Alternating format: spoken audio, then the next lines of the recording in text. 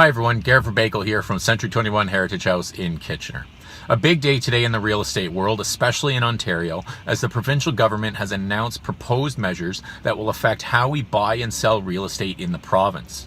Now, some of these would be active legislative changes written into law that would impose certain actions or prohibit actions.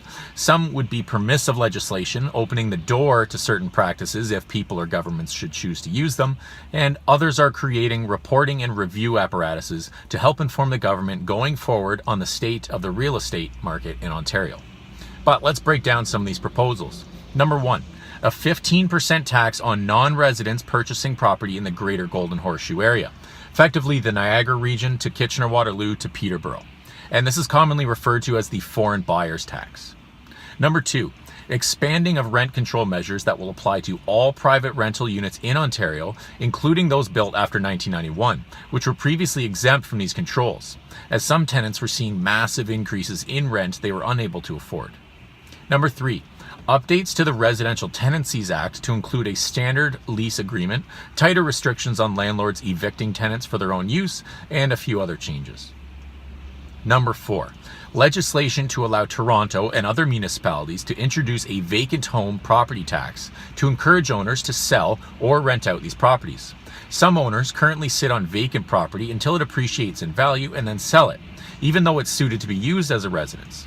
This reduces the available living space in an area, thus driving up the cost of the remaining spaces. Number five, a 5-year program to encourage the construction of rental apartment buildings.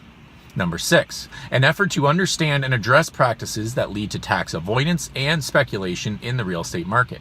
Buying a house for $200,000 and then selling for $300,000 gets you $100,000 of income that must be reported to the CRA, and you will be taxed on it.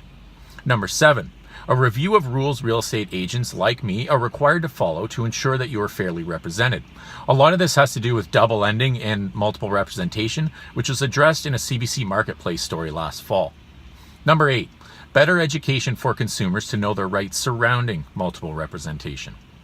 And number nine, provisions that would require municipalities to consider varying unit sizes in high-density residential buildings to accommodate diverse family sizes and incomes. Many condos going up in Toronto do not cater to families larger than 2 people. This prevents many families from living downtown at an affordable price. Now, I only covered 9 aspects revealed this morning, and I will link to multiple articles below that are discussing the topic to fill in the blanks. If you have any questions about how any of this may affect you, please get in touch and I'd be glad to help. That's it for today. Until next week, I'm Garrett Verbakel with Century 21 Heritage House in Kitchener.